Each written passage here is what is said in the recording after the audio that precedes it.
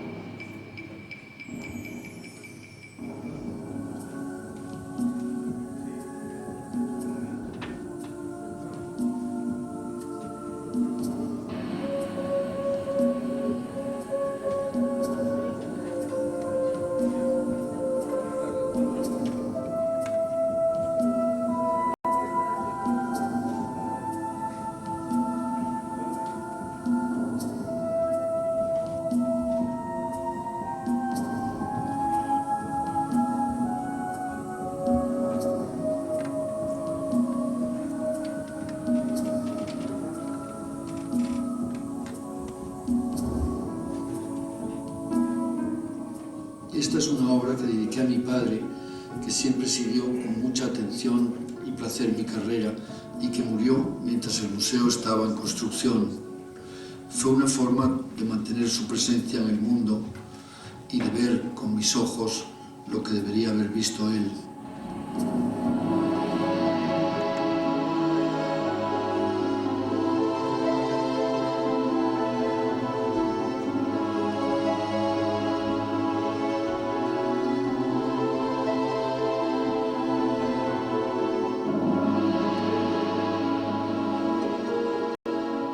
Siempre me emociona el volver a Mérida.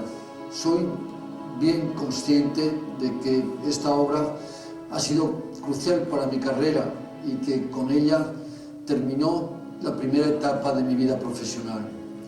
Y al estar aquí no puedo por menos de recordar cuál fue mi primera visita a Mérida en 1980, hace ya tantos años, cuando me ofrecieron este solar Un solar al que los arqueólogos habían excavado pensando que tal vez encontraran un edificio del porte del teatro o del anfiteatro.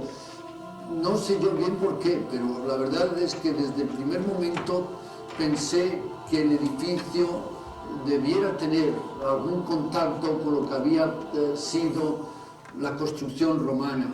Y de ahí que siempre pensase en un sistema constructivo casi literalmente romano. A mí lo que me conmueve en este museo es que realmente todo el material procede del mismo yacimiento, toda la historia de la ciudad está contenida en él. Es como si de repente el museo pudiese ofrecer la visión sintética de lo que habían sido estas tierras durante 2000 años.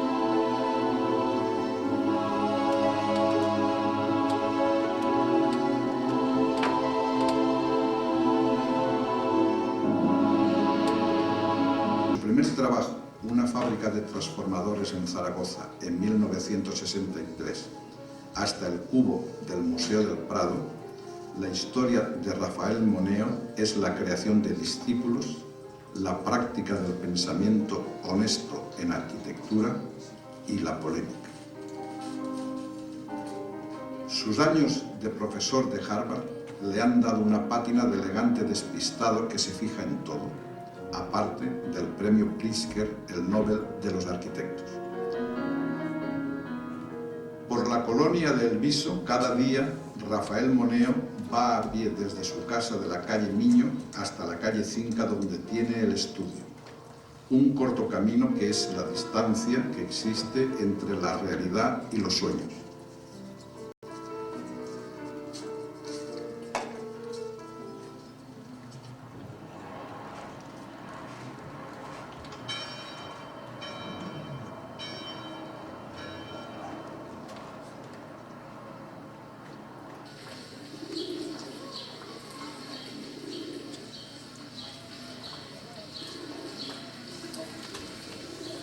Me gusta trabajar en ciudades con carácter propio, sin importar el tamaño. El Ayuntamiento de Murcia está virtualmente generado a partir de la idea de fachada. Posiblemente el diseño de una fachada hermosa sea una de las tareas que más ponga a prueba a un arquitecto. Viendo la catedral enfrente, el Palacio del Cardenal a un lado y las oficinas municipales relegadas a una esquina de la plaza, me pareció que el nuevo edificio debía respetar el protagonismo de los edificios históricos y al mismo tiempo hacer que el poder civil estuviera debidamente representado por la nueva construcción.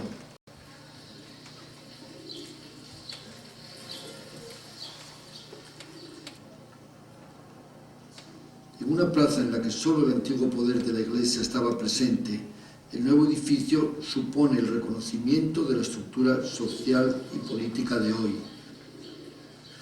Las demandas de espacio en un solar tan reducido me obligaron a considerar también el ir bajo tierra, así que decidí excavar frente a la fachada y situar la entrada a un lado.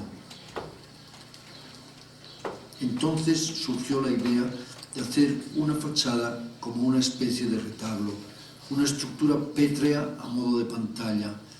Esta fachada necesitaba expresar la dignidad de la institución y de ahí disponer el balcón principal, desde el que las autoridades asomen a la plaza, al mismo nivel que el balcón del Palacio del Cardenal Belluga. Recibí más tarde el encargo de repavimentar la plaza y diseñando el suelo recordé lo aprendido en las plazas de Italia. Una buena piazza es rara vez plana. Evita siempre la horizontalidad estricta.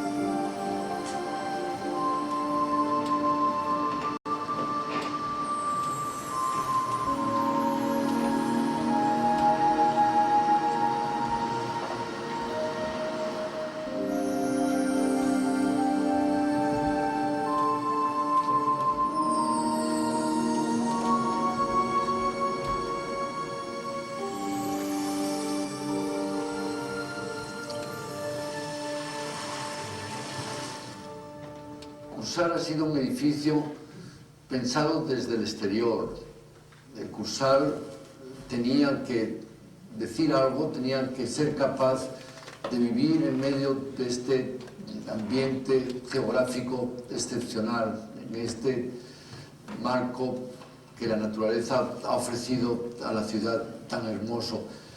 Pero la recompensa y el regalo que la construcción del Cursal nos hizo ha sido su interior.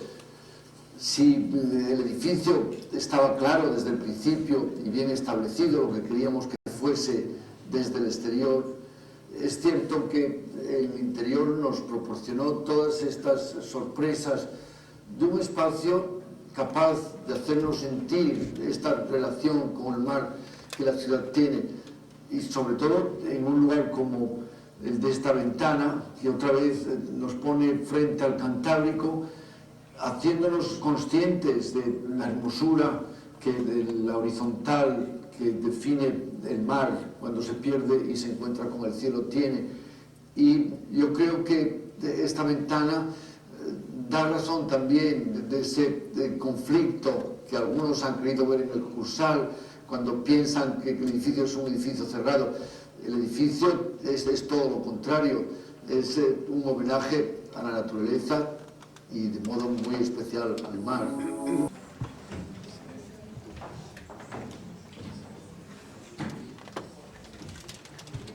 Muy buenas noches.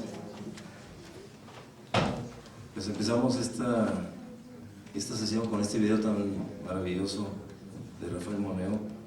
Esperemos que haya sido de su agrado. El tema que nos ocupa hoy es de especial importancia para nuestra civilización, caracterizada por un crecimiento vertiginoso que arrasa con las obras representativas de otras épocas, obras que nos permiten la lectura de la historia a través de nuestras ciudades. Restaurar para los latinos equivalía a hacer algo nuevo. Esto equivalía a destruir y renovar al mismo tiempo. La restauración arquitectónica es una forma de actividad arquitectónica que se basa en algo preexistente. Esto implica la necesidad de ser datable, es decir, temporalizable. Asignación de un tiempo o fecha histórica. Normalmente se caracterizará por la forma de vida y el estilo de la época. En una palabra, la restauración en general oscila entre el respeto y no respeto de los objetos a las obras sobre las cuales se actuará, el descubrimiento de nuevas técnicas, en el empleo de nuevos materiales de construcción, así como las excepcionales cualidades de algunos materiales que permiten dimensiones y posibilidades estructurales jamás soñadas hasta la fecha, ponen en crisis las relaciones de por sí ya críticas entre los nuevos asentamientos urbanos y los antiguos centros históricos. Ni que decir tiene que no podemos frenar las posibilidades de dichos materiales. Sería del todo absurdo pretender construir edificios de concreto de una sola planta o seguir construyendo vías lentas cuando nuestros vehículos alcanzan velocidades de más de 100 km por hora.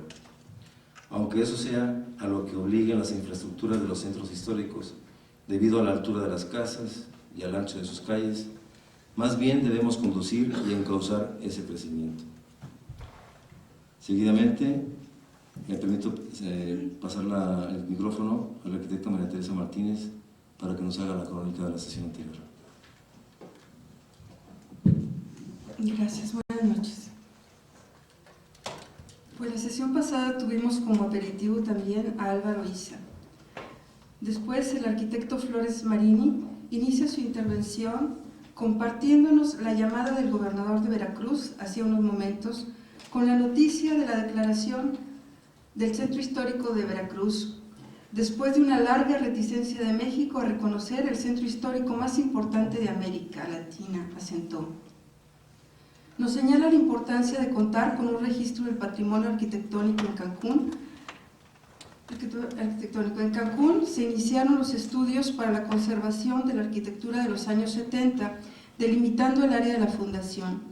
La arquitectura del siglo XX no cuenta con un fundamento legal para su protección. Es muy difícil decidir cuáles son los valores que deben trascender. Nuestro invitado aclaró que no vino a hablar de rehabilitación. Para los que no asistieron, otra cosa hubiera sido, comentó, si se hubiera anunciado como tema Barragán.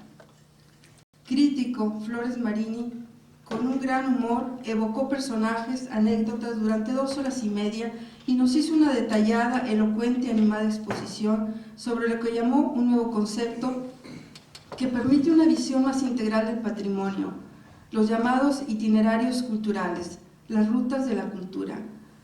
La visión de cómo tenemos que abordar el patrimonio ha cambiado. Ya no se habla de monumentos. Los hitos de la cultura deben de estar en completa armonía con la gente que los vive. Actualmente existen 2 rutas culturales reconocidas por la UNESCO como Patrimonio de la Humanidad. El Camino de Santiago de Compostela, que desde el siglo XI registra un flujo de visitantes a lo largo del año considerado por ellos como muy importante, pero no es nada comparable con el de la Basílica de Guadalupe, que en unos cuantos días lo cuatriplica el mes de diciembre. La segunda es la ruta del volcán Popocatépetl, que en esa semana se daría a conocer el programa con el que se revitalizará económica y socialmente los 14 poblados donde se encuentran estos conventos del siglo XVI. La promoción del turismo cultural con el desarrollo de la vocación específica de cada lugar, la gastronomía, la cocina de Yecapixtla, el patrimonio monumental, dijo, no sirve si no sirve a los habitantes. 497 conventos del siglo XVI, todos abandonados, todos restaurados por el INAH, en la nueva versión deben servir al poblador de la época actual. A continuación, el arquitecto Flores Marini nos expone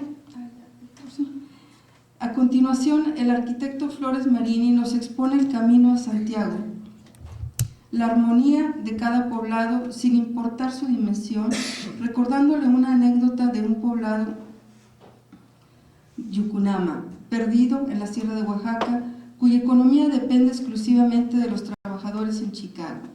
Los pobladores decidieron en 1972 que toda construcción nueva estaría separada del poblado por una franja verde, una ciudad jardín, y que su antigua casa en el poblado sería restaurada. Agrega que gracias a Dios no apareció ningún arquitecto por ahí y el resultado fue maravilloso. Nos conduce por el camino a Santiago haciendo referencia a las catedrales del gótico tardío y del porqué en México, y continúa con los inicios del turismo cultural en España, los paraderos. A continuación, la ruta del volcán Popocatépetl, 14 conventos, de los cuales 11 se encuentran en Morelos y 3 en Puebla. Oquitulco, asentado en una base prehispánica, gran atrio sin capilla esposa, fachada plateresca con elementos mudéjares. Una exposición densa, detallada, cada uno de los elementos de cada convento. El más bello considera Yecapixtla. Nos habla del complejo Disney, que es uno de los grandes problemas que tiene la conservación, ilustrándolo con Totolapan, porque además se ve muy bonito. A continuación vemos Tlayacapan y Huastepec. En la ruta se encuentra también la mejor pintura de la Nueva España, actualmente restaurada por la UNESCO. Concluye que esta es la parte histórica. Y el programa lleva implícito que si bien la cultura es importante, debe servir a mejorar la economía de la población. Se han implementado una serie de programas de gastronomía, el teatro, espectáculos. Vamos a hacer autos sacramentales los fines de semana y los mismos habitantes llevarán las obras a cabo. Alrededor de nuestras zonas arqueológicas, los pueblos se están muriendo de hambre. Si un bien cultural no puede servir para mejorar la condición económica del poblador, no podemos seguir sosteniéndolos. Para concluir, nos muestra unas fotos con que ilustran a los presidentes municipales que con un mínimo de esfuerzo los cambios se pueden lograr. Esto.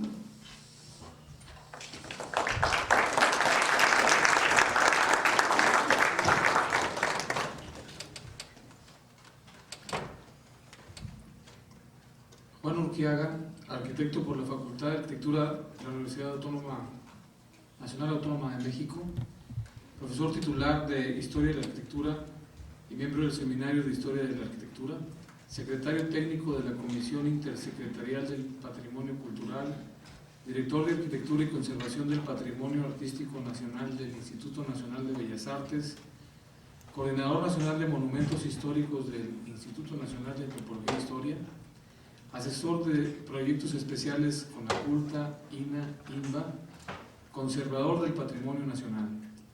Ha dictado conferencias en diversas instituciones culturales mexicanas, es profesor huésped del posgrado de Arquitectura y Restauración de Monumentos en la Universidad de Alcalá de Henares, España. Ha realizado obras el Instituto de Investigaciones Históricas José María Luis Mora, edificio nuevo y restauración del antiguo. Museo y traslado del mural Una tarde de domingo en la Alameda de Diego Rivera, en el Centro Histórico de México DF. Ampliación del Museo de San Carlos.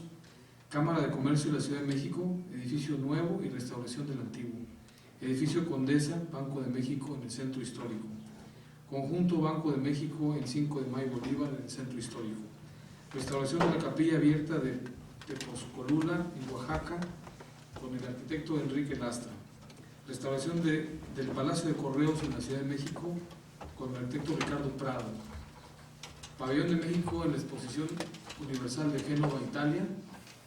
Casas habitación en la Ciudad de México, Cuernavaca, Tepoztlán y Mérida. Restauración del Convento de Santo Domingo en Oaxaca. Primer Premio Reina Sofía 2001. Obras en proceso. Restauración del Convento de Yanahuatlán, Oaxaca. Restauración del Convento de Coaxtlahuaca en Oaxaca. Restauración del Convento de Tepozcolula en Oaxaca. Conservaduría del Palacio Nacional, México DF. Tiene también diversas publicaciones en revistas especializadas sobre el tema, en la construcción del Palacio de Bellas Artes, los edificios antiguos del Banco Nacional de México, la restauración del Convento de Santo Domingo, la restauración del Palacio de Correos. Damos la bienvenida al arquitecto Juan Urquiaga.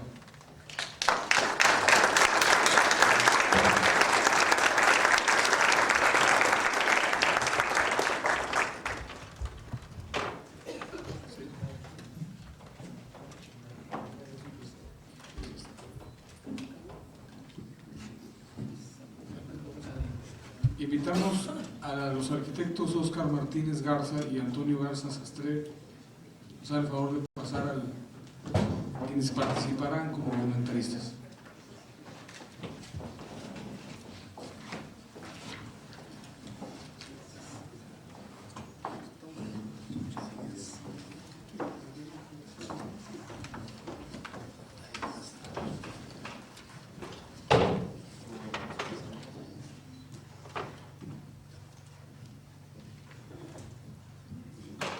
Gracias y muy buenas tardes. Voy a hablar, esta breve plática que les voy a dar va a tener como centro dos obras que hemos realizado, que es la restauración del Convento de Santo Domingo en la ciudad de Oaxaca, y me referiré, porque también tiene cierta conexión con lo que les voy a platicar, a la Capilla Abierta de Tepozcolula, también en Oaxaca. La plática la voy a dividir en tres partes, que va a ser la primera parte, un planteamiento teórico de por qué y cómo fundamentamos la restauración de estos edificios.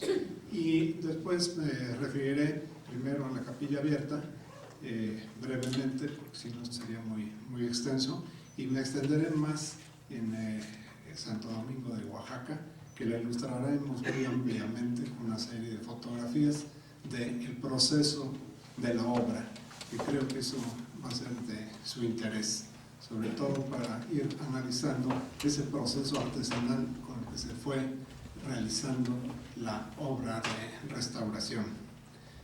Entonces comenzamos con los conceptos generales en la restauración de la obra de arquitectura. En la restauración de la obra de arquitectura es necesario considerar los muy diversos aspectos que se plantean en cada obra. No se puede hablar de restauración en general con la idea de proporcionar un recetario aplicable a cualquier caso.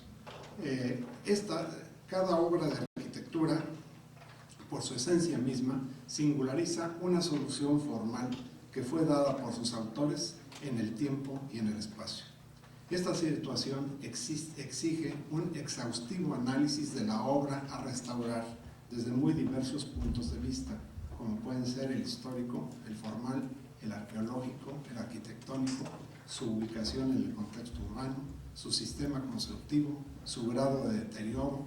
Para esto es necesario hacer primeramente el levantamiento arquitectónico, o sea, elaborar los planos generales y de detalle del monumento, y en ellos hacer el registro de los daños que presenta y que se enriquecerán con las escalas respectivas que deberán efectuarse a fin de conocer lo más a fondo posible los materiales y los sistemas constructivos, las decoraciones y pinturas originales que pudo haber tenido, los agregados que se le hicieron a través del tiempo, así como la magnitud de los daños para hacer las evaluaciones correspondientes y poder empezar a plantear un proyecto de intervención donde se den las soluciones que convengan. El proyecto de restauración se irá modificando y enriqueciendo en la medida que avanzan las obras, al aparecer información que antes de iniciarlas se desconocía. El grado de restauración dependerá también de muchos factores, ya que no es lo mismo restaurar un edificio que tendrá un uso determinado a otro cuyo único destino será el dar testimonio de la cultura que le dio origen. Tal es el caso del monumento arqueológico, en el que frecuentemente se desconoce a detalle su programa arquitectónico, o sea, el uso muy particular. En este caso, habría que limitarse a hacer una consolidación de elementos, reconstruyendo los que sean indispensables para evitar el acrecentamiento del daño que conlleve su destrucción. En la restauración arquitectónica es frecuente la necesidad de reconstruir elementos para consolidar la estructura. Tal es el caso de lo que hemos estado haciendo en la capilla abierta de San Pedro y San Pablo Tepozcolula en la Mixteca oaxaqueña. En este ejemplo, la bóveda enervada de tracería gótica de la capilla, construida en la primera mitad del siglo XVI, se había ido destruyendo paulatinamente en el siglo XX. Suponemos que algún impacto de proyectil le ocasionó el primer daño, que se fue ampliando por agentes naturales como son los sismos y la lluvia, hasta provocar, de continuar la destrucción, el colapso total de la estructura. En el escaso tiempo de 70 años, y está documentado fotográficamente, esa perforación inicial creció y abarcó aproximadamente el 75% de la superficie de la bóveda, quedando esta en una situación muy precaria respecto a su estabilidad. La restauración que se llevó a cabo consistió en reconstruir los arcos entrecruzados del sistema original gótico. Se tenían todos los elementos in situ para hacerlo, así como abundante información gráfica. Estamos rehaciendo el auténtico sistema constructivo, utilizando los mismos materiales. Descubrimos la cantera de donde en el siglo XVI se extrajo el material para su edificación, que está ubicada a unos 10 kilómetros de distancia en el antiguo camino real que va de Tepozcolula a Yanguitlán, permitiendo este hallazgo el utilizar cantera con la misma resistencia a la compresión, requisito indispensable en la ingeniería estructural. No se utilizaron en la restauración otros materiales o sistemas constructivos, porque ahí estaban muy presentes las evidencias de cómo había sido estructurada la bóveda, y en una zona de alta sismicidad como es esta, lo más aconsejable era mantener la unidad y la coherencia tanto estructural como los materiales con los que había sido construida, y probado su eficacia a lo largo de 5 siglos. En el terremoto de septiembre de 1999, de 8.2 grados de magnitud en escala Richter, no sufrió ningún daño gracias a que la habíamos terminado de cerrar en abril de ese año. El colapso de la estructura hubiera sido total de no haberse ejecutado la obra. Si quieren pasamos las primeras transparencias, son muy poquitas porque no me quiero ya extender demasiado, pero sí creo que es importante el que vean ustedes. Ahí tienen la capilla abierta y la parte superior, la bóveda, el estado en que se encontraba.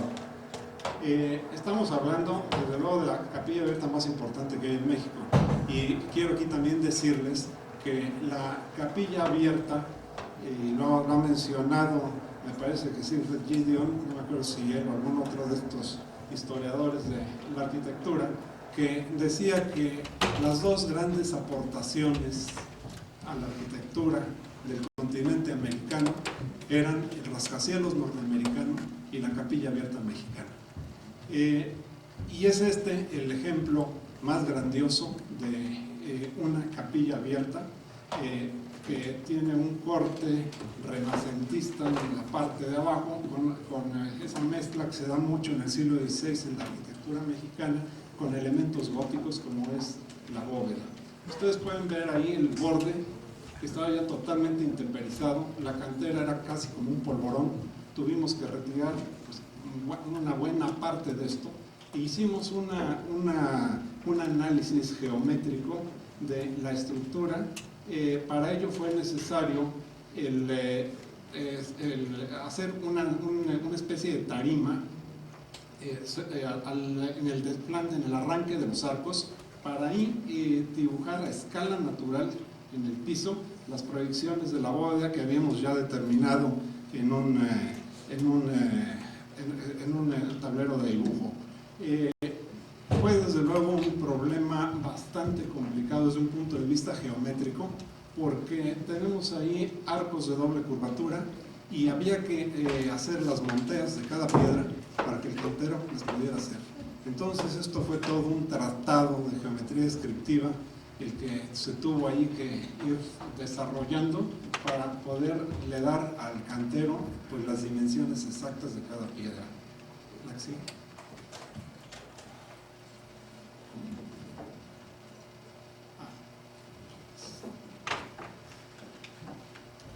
Aquí tienen la parte de la que yo les hablaba, y aquí tienen estos elementos con esta parte de aquí. Estos son unos punjantes de madera policromada que conservaban restos de esa policromía y que gracias al maestro Manuel Serrano, que tuvo a su cargo toda la reconstrucción de la pintura, se determinó el tono, y ya los nuevos que se hicieron, desgraciadamente esto sería motivo de otra conferencia, fueron ya los nuevos que se hicieron, dejamos estos tal como los encontramos, y los nuevos en las demás partes de la bóveda, pues sí los pusimos, se rehicieron copiando estos y policromándolos con la policromía original.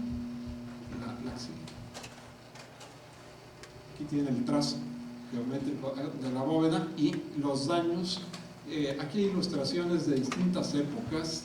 Esto es 1900, creo que es 1950, cómo se encontraba en ese momento la bóveda, lo que se había destruido.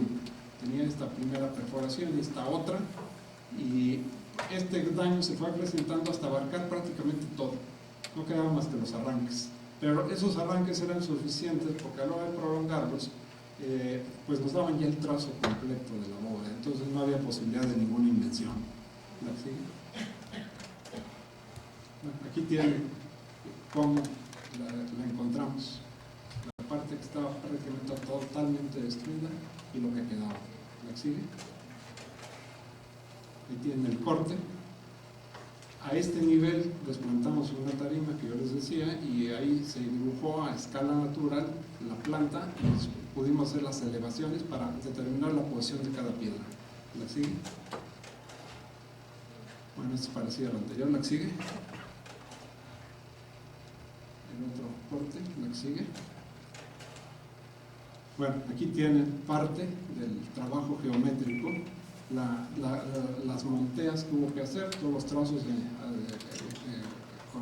para ir viendo cómo quedaban en formas ya reales cada una de las piedras de las dovelas que componen los arcos de la bóveda. Como les digo, es un trabajo sumamente complicado que sí requiere un dominio pleno de la geometría descriptiva. Aquí tienen ya a medir en forma real una de las plantillas de las dovelas de la bóveda.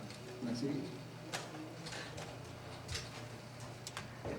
Se hizo, desde luego, trabajamos antes a base de dibujos, esta perspectiva de cómo podía quedar aquello, y luego maquetas. ¿Sí? Aquí tiene una de ellas, hicimos primero una maqueta de madera para, si nos íbamos a equivocar, pues nos equivocaríamos aquí, no en la obra, ¿no? Que hubiera sido un desastre. La que sigue. Ahora ya, medir ya en la realidad, el andamiaje que hubo que hacer y luego ya el trazo de los arcos formeros de la bóveda con el lugar, el espacio para colocar la clave. ¿Sí? Aquí tiene una fotografía desde abajo de toda esta estructura que hubo que hacer para poder rehacer cada uno de estos arcos. ¿Sí? Aquí tienen una de las piedras, la que veíamos en la montaña anterior. Aquí la tienen en realidad. ¿La sigue? El trabajo de cantería. Claro, cada piedra de estas era una escultura prácticamente. ¿La sigue?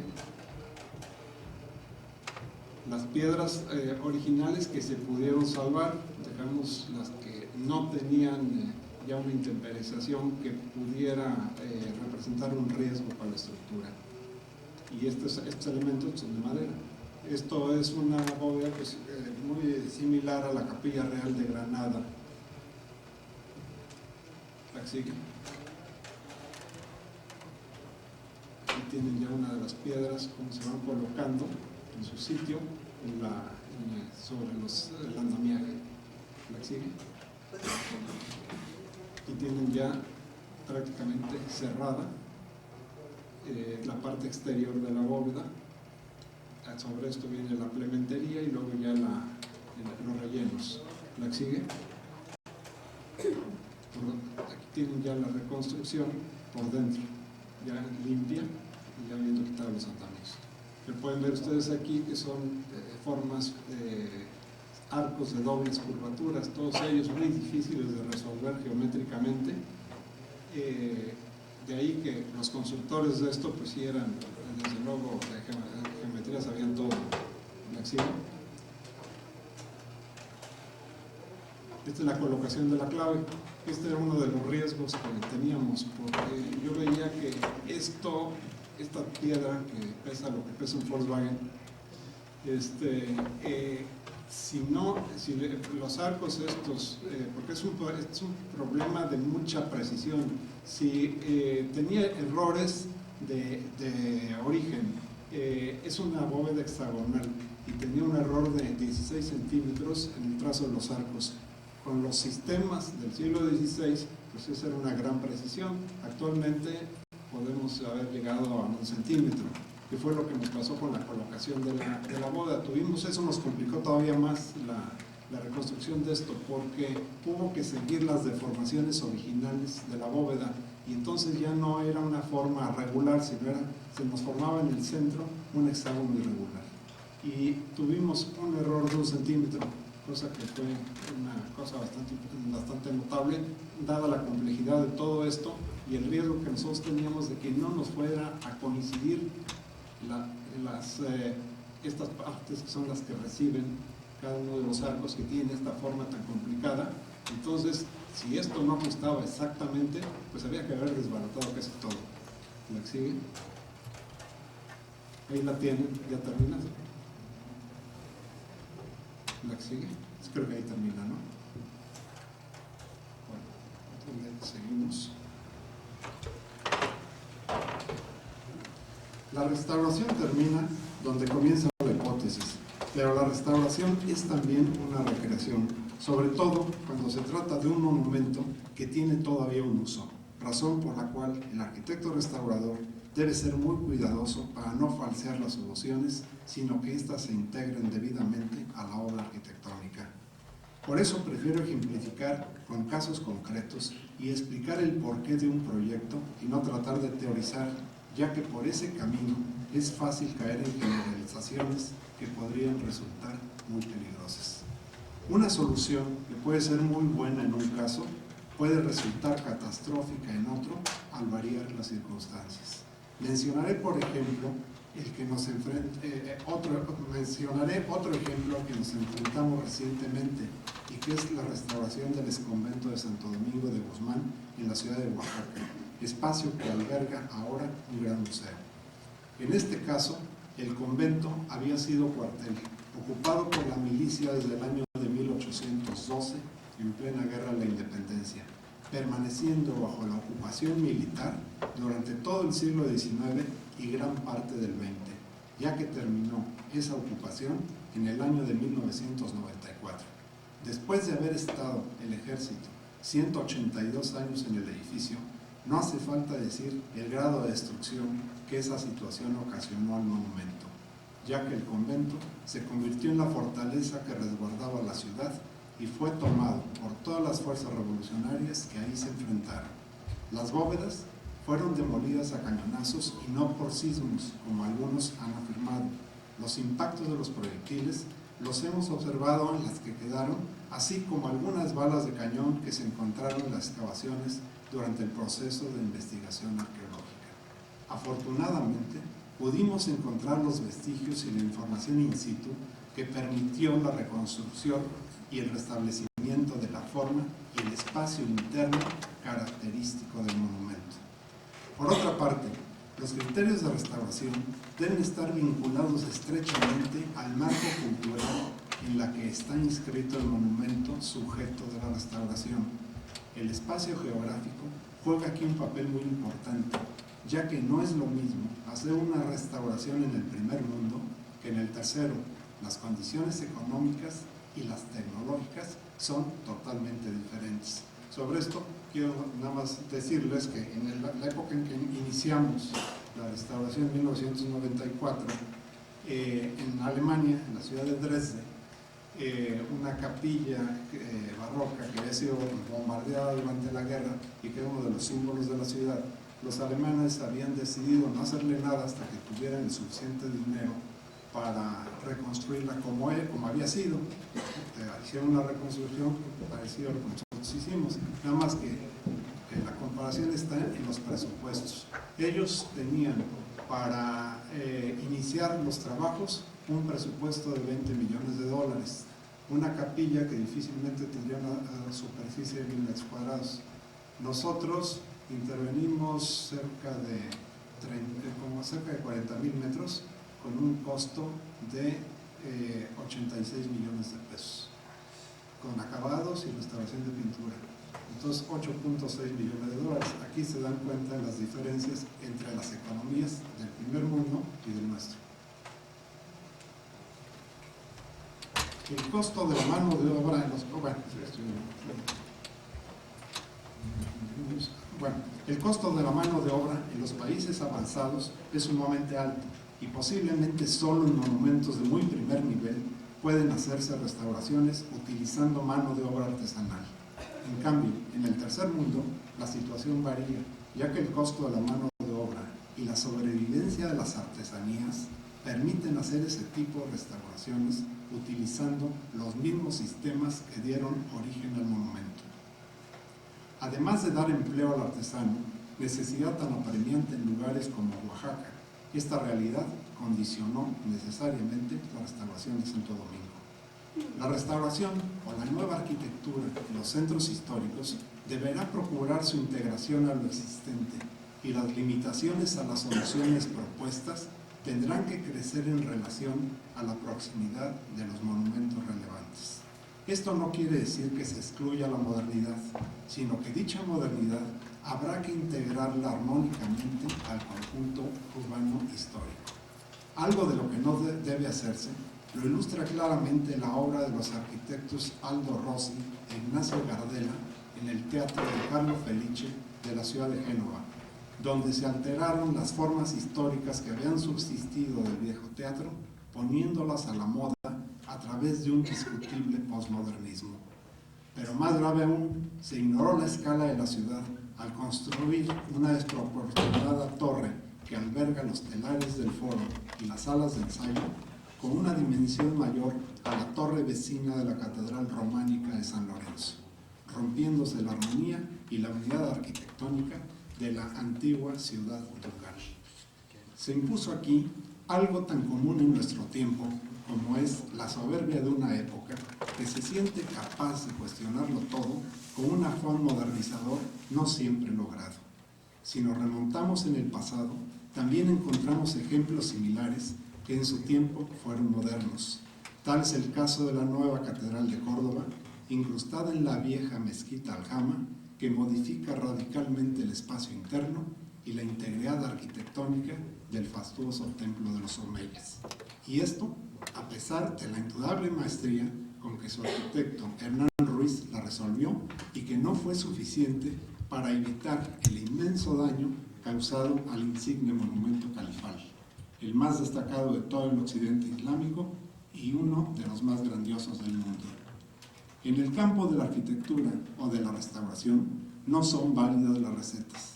Cada caso es particular y una solución que puede ser excelente en su propia circunstancia, al variar las condiciones, podría resultar desafortunada.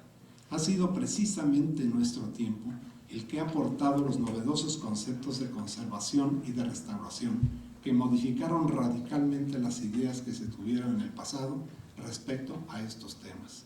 Primero, la Carta de Atenas y posteriormente la Carta Internacional del Restauro de Venecia, que dio la pauta en esa materia. Actualmente contamos con la experiencia y cierta perspectiva histórica sobre ella, por lo cual sería necesario revisarla y, en su caso, actualizarla. Si damos un paseo a través de la historia, nos encontramos con algunos ejemplos que ilustran con claridad, desde muy diversos puntos de vista, esa problemática.